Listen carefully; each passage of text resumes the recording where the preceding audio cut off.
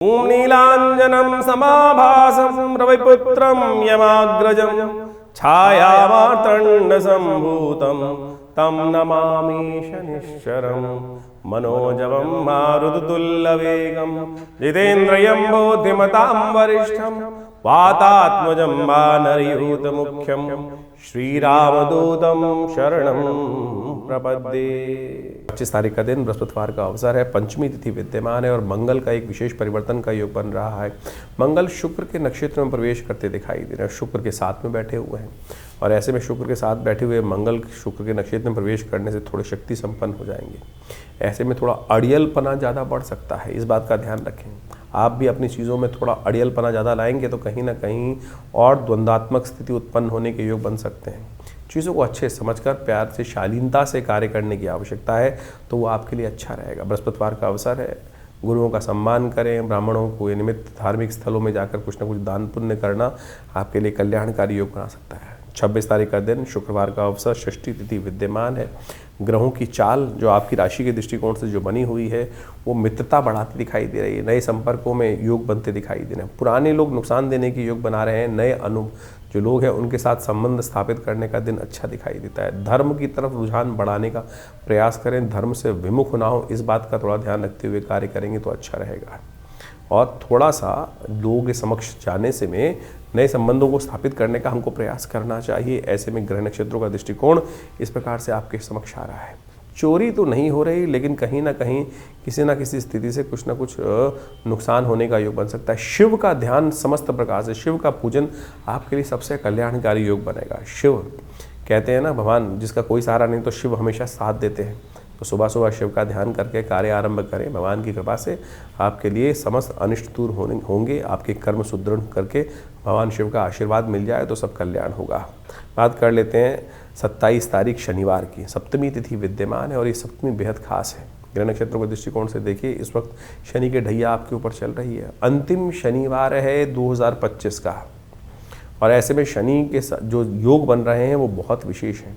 आपकी राशि के दृष्टिकोण से इस दिन ग्रह नक्षत्रों का योग जो आपके लिए है, परिवर्तन की स्थिति आ रही है और ये परिवर्तन की स्थिति जो है वो कहीं ना कहीं सम्मान दिलाने का योग बना सकती है, चीज़ों को सही रूप में आपके समक्ष लाने का योग बना सकती है।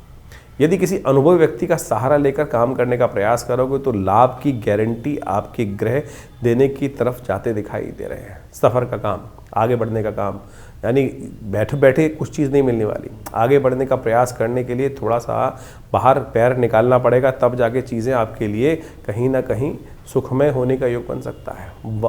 तो इस संबंध में आगे बढ़ने का आपको प्रयास करना चाहिए। देखिए, शनिवार का अवसर है और एक बात ध्यान रखें, शनि महाराज जो है आपकी राशि के दृष्टिकोण से इन दिनों आखिरी शनिवार का योग बना रहे हैं और ढैया चल रही है। तो ऐसे में आप विशेष तौर पर इस दिन मार्तंड सप्तमी है, सप्तमी और शनिवार का योग बन रहा है। पौष मास की जो सप्तमी होती है, जो शुक्ल पक्ष की, उसको मार्तंड सप्तमी कहा जाता है। भगवान सूर्य का पूजन, सूर्य जो है शनि के पिता माने जाते हैं और अपने आपकी राशि के दृष्टिकोण से ये भी कहा कि बुजुर्गों की सहायता से आपकी किस्मत में सहायता मिलने के योग दिखाई देते हैं किस्मत से। तो आप कोशिश ये करें कि इस दिन भगवान सूर्य का अवश्य ध्यान करें, सूर्य को जल अर्पित करें, थोड़ा मीठे, किसी बुजुर्ग जो व्यक्ति हैं, ब्राह्मण हैं, उनको मीठे का दान, गौशाला में हो सके तो गुड़ का दान अवश्य करने का प्रयास करें। ये चीज़ें आपके लिए शनि के नेगेटिव प्रभाव को भी ठीक करने का रास्ता बनाएंगी। 28 तारीख का दिन रविवार का दिन है, उसमें अष्टमी तिथि विद्यमान है और उस दिन सूर्य भी शुक्र के नक्षत्र में प्रवेश करने के जा रहे हैं। आपकी राशि में ही सारे खेल हो रहे हैं। सूर्य भी शुक्र के नक्षत्र में सुख साथ में बैठे हुए हैं और साथ साथ मंगल भी शुक्र के नक्षत्र में, सामने बृहस्पति महाराज विद्यमान है। तो दो द्वंद्वात्मक स्थिति रहेगी, एक लेफ्ट को, एक राइट को। मनोमस्तिष्क जो है दो विचारधारा में बढ़ता दिखाई दे रहा है। इस समय में थोड़ा सा आवश्यकता रहेगी कि विचार को दृढ़ करते हुए कार्य करें, इधर उधर ना फैलें। ऐसे में किसी अनुभवी व्यक्ति के साथ काम करने का प्रयास करें। अनुभव ही काम आता है, जब द्वंद्व की स्थिति हो तो अनुभव का सहारा लेते हुए कार्य करें तो आपके लिए अच्छा रहेगा। गायत्री का स्तवन करें, हो सके तो किसी मंदिर में जाकर भगवान सूर्य के निमित्त नमक इत्यादि का दान करना आपके लिए कल्याणकारी योग बनाएगा। 29 तारीख सोमवार का अवसर, नौमी तिथि विद्यमान है और इस दिन ग्रहों का परिवर्तन का योग जो बन रहा है वो आपके लिए विजयनाद उत्पन्न करने के योग बनाता दिखाई दे रहा है। ये आपकी राशि के दृष्टिकोण से किस्मत में कुछ ना कुछ नया रास्ता देने के योग बना सकता है। किसी बड़े व्यक्ति के साथ आपके लिए रास्ता बनने के योग बनते दिखाई दे रहे हैं। कोई राज्य से संबंधित कार्य संपादित हो सकता है। विजय प्राप्ति करने के योग आपकी राशि बनते दिखाई दे रहे हैं। इस दिन एक बड़ा परिवर्तन होने का योग बन रहा है। बुध महाराज राशि परिवर्तन कर आपकी राशि में ही पदार्पण करेंगे। और ये बुध का पदार्पण चीज़ों को और बढ़िया से आपके लिए ऑर्गेनाइज करने की स्थिति दिखाई देगा। तो कहीं ना कहीं कोई सपोर्ट जो बन सकती है और वो आपके लिए रास्ता बनने के योग बनाएंगे। कोई ना कोई सम्मान प्राप्त करने के योग आपकी राशि बनते दिखाई दे रहे हैं। सोमवार का अवसर है। भगवान शिव का स्तवन आपकी राशि के दृष्टिकोण से सबसे श्रेष्ठ दिखाई देता है। शिव का आशीर्वाद अवश्य लें। दूध युक्त जल भगवान शिव पर अर्पित करने का प्रयास करें, वो आपके लिए बहुत सुंदर रहेगा। 30 तारीख का दिन सोमवार मंगलवार का अवसर है। दशमी तिथि के साथ ये योग बन रहा है और साथ में एकादशी भी इस दिन विद्यमान है। दशमी एकादशी का योग बन रहा है और ये एकादशी बेहद कल्याणकारी है। समस्त मनोरथों को सिद्ध करने वाली है। जो मन में आकांक्षा हो, संतान को भी देने वाली एकादशी मानी जाती है। संताप को हरने वाली एकादशी मानी जाती है और दबी हुई आकांक्षा को भी पूर्ण करने वाली एकादशी मानी जाती है। ग्रह नक्षत्रों के दृष्टिकोण से यदि देखें तो आपकी राशि में विजय के योग बन रहे हैं। अपनी चाल में मस्त होकर चलने का प्रयास कीजिए। इधर उधर दिमाग को भटकने ना दें। घोड़े बनकर काम करने की आवश्यकता है। घोड़ा जब रास्ते पे चलता है ना तो उसकी आंखों के आगे नज़र बट्टू बंधे होते हैं, जिससे फोकस इधर उधर नहीं बढ़ता है। तो आपने जो लक्ष्य साध रखा है, जो विचार साध रखा है, उस पर सोच कर कार्य करने की ज़रूरत है। वो सोच गलत नहीं है, ये बिल्कुल साफ साफ दिखाई दे रहा है। तो उस पर सोच कर कार्य करने का प्रयास करोगे तो बहुत अच्छा रहेगा। मंगलवार का अवसर है। एकादशी तिथि साथ में विद्यमान है और ये जो है अंतिम मंगलवार है। हनुमान जी का सुंदर स्तवन करें। एकादशी बड़ी अद्भुत है, इसकी कथा भी शास्त्र में बड़ी अद्भुत है। जो अनायास ही भगवान का स्तवन करते हैं उनके भी मनोरथ सिद्ध हो जाते हैं। तो जो सोच के करेंगे इस एकादशी के दिन तो कैसे उनके मनोरथ सिद्ध नहीं होंगे, ये भी समझें आप। 30 तारीख के दिन जो विशेष योग बन रहा है वो समझ लीजिए 30 दिसंबर के दिन मंगलवार का अवसर है और इस दिन एकादशी का जो योग बन रहा है, ब्रह्म वैवर्त पुराण के अंदर एक अद्भुत योग लिखा है कि संतान एकादशी मानी जाती है इस दिन। जिनके जीवन में लोग व्यक्ति उम्मीद हार जाते हैं और उसके बाद कोई रास्ता दिखता नहीं है, तो कैसे उसके जीवन में हम कष्टों को दूर करने का योग बनाए। शास्त्र में कथा आती है कि एक राजा था, उनके कोई संतान नहीं थी। वो संतान के चाह में क्या होता है, भटकता रहता, इधर उधर भटकता रहता है व्यक्ति। तो एक राजा था, वो भी भटक रहा था जगह जगह। एक बार भटकते भटकते समय निकल रहा था, काफ़ी दिन हो गए थे। संतान को कोई संत महात्मा मिल जाए, उनका आशीर्वाद किसी संत के बारे में उनको बताया गया था।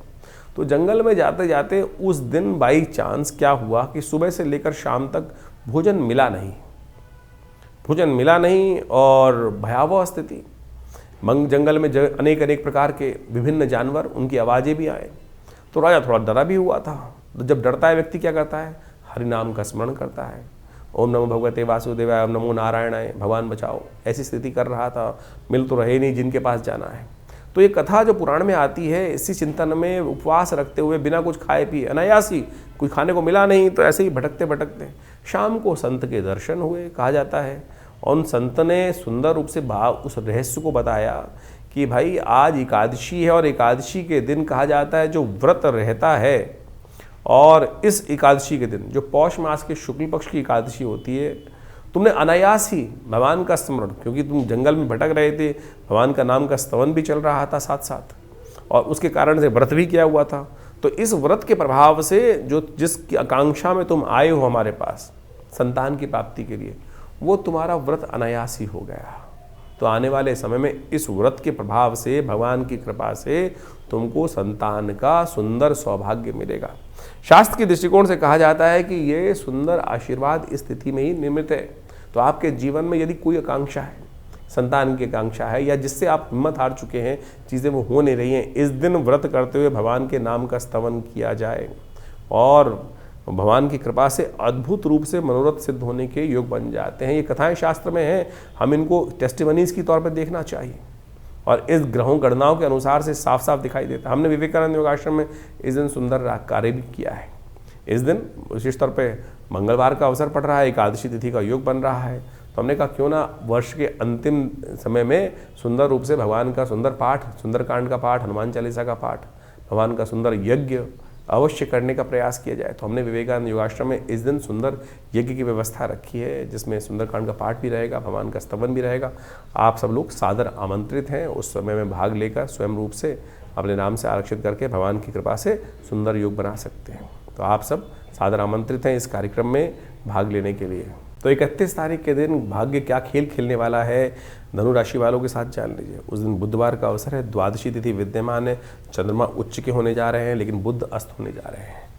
चंद्रमा उच्च के होकर आपकी राशि के दृष्टिकोण से यदि देखा जाए तो थोड़े से स्वास्थ्य के मामले में ये दिन भारी दिखाई देता है।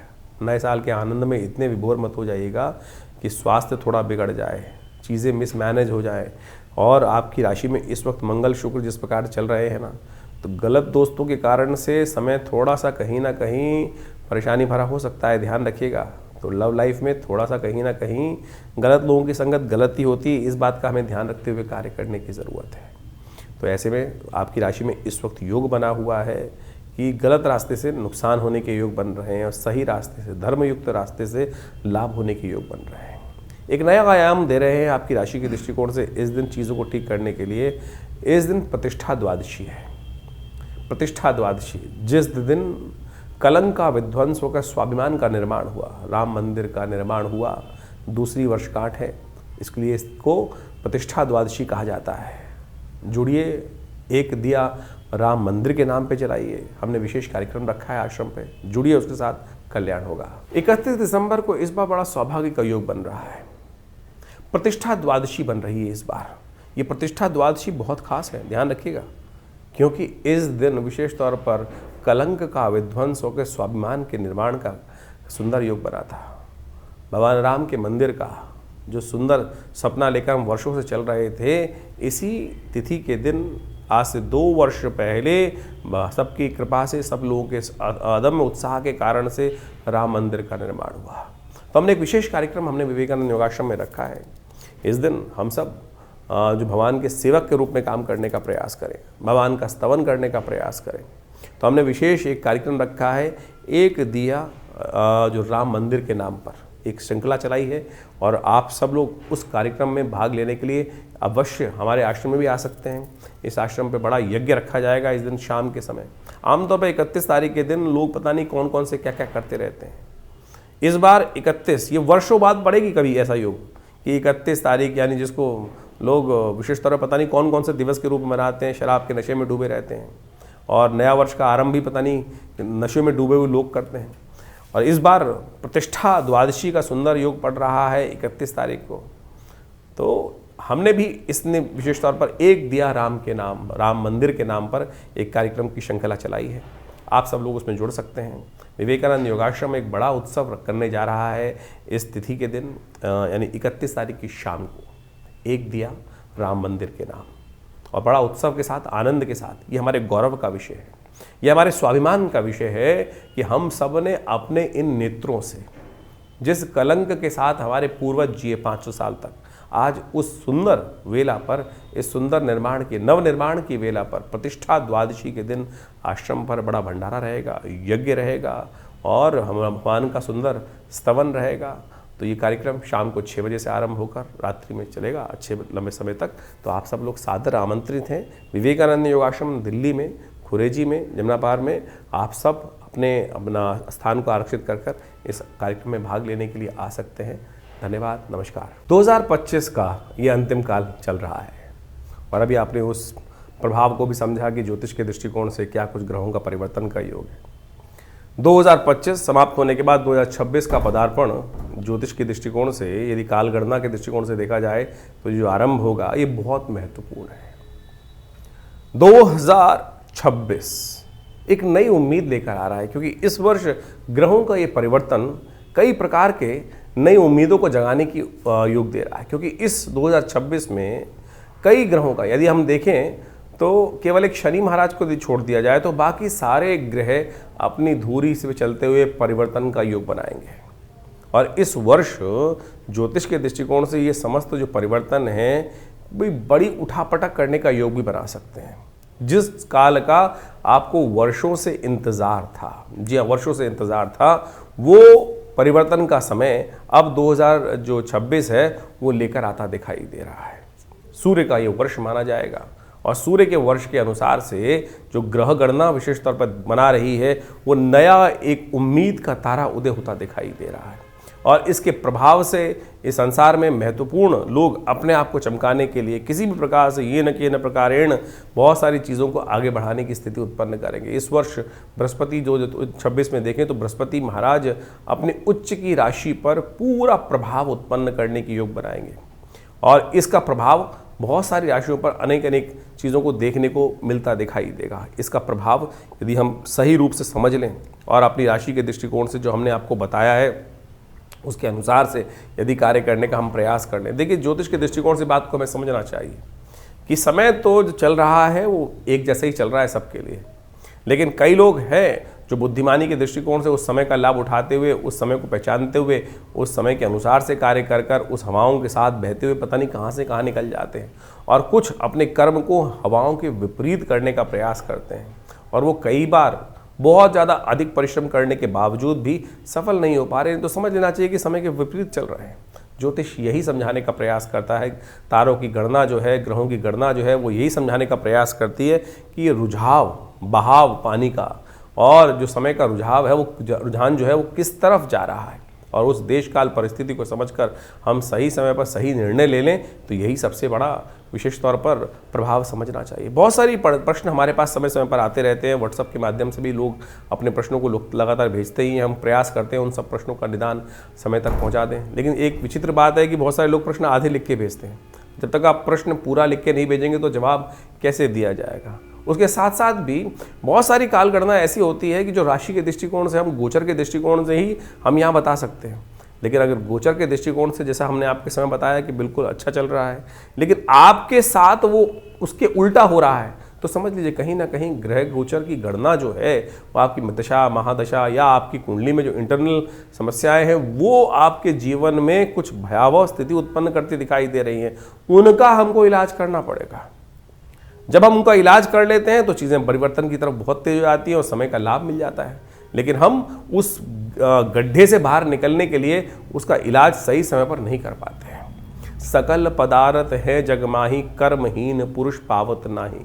कर्महीन के साथ ये बात, कर्म का सिद्धांत समझ लीजिए, सही दिशा में सही समय पर किया गया कर्म, तो वो समझते हुए कार्य कर लें तो आपके लिए बिल्कुल सब चीज़ें ठीक हो सकती हैं। यही ज्योतिष का लाभ है और कोशिश ये करें हम इस कार्यक्रम के माध्यम से आपके प्रश्नों का निदान जिस प्रकार से दे रहे हैं तो आप तुरंत इस 2025 तो जैसा निकला आगे आने वाला जो समय है ना उसको ठीक करने का हमको प्रयास करना चाहिए। 2026 बिल्कुल आरंभ काल में आ चुका है, शुरू हुआ चाहता है।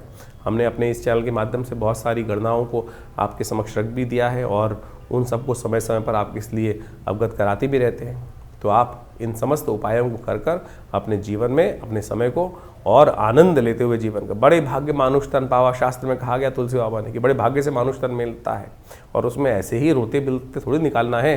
उसको ठीक करने के लिए जो भी विज्ञान के तरीके हैं, बुद्धिमानी के तरीके हैं, जो अनुभव के तरीके हैं, उनको अपनाकर हमको समय को ठीक करने का प्रयास करना चाहिए। और जो कर लेते हैं वो अपने को भी तार देते हैं और समय को भी ठीक कर लेते हैं और अपने परिवार को भी, समाज को भी कुछ ना कुछ लाभ देने का प्रयास कर लेते हैं। तो आइए जुड़िए हमारे इस चैनल के साथ और हम बहुत सारे कार्यक्रम समय समय पर करते रहते हैं। अभी आपको बताया ही है कि इस समय में बहुत सारे कार्यक्रम आश्रम की तरफ से समय समय पर रहेंगे, तो उनमें जुड़िए, माँ भगवती का आशीर्वाद लीजिए। जो नया वर्ष आ रहा है उसकी उम्मीद दिखाई देती है कि ये सूर्य का कांति का वर्ष है और बहुत तेज वाला वर्ष है और बहुत अद्भुत प्रकार से जीवन में परिवर्तन के योग लेकर आता दिखाई दे रहा है। आशा करते हैं कि आपके लिए भी बहुत सुखद रहेगा।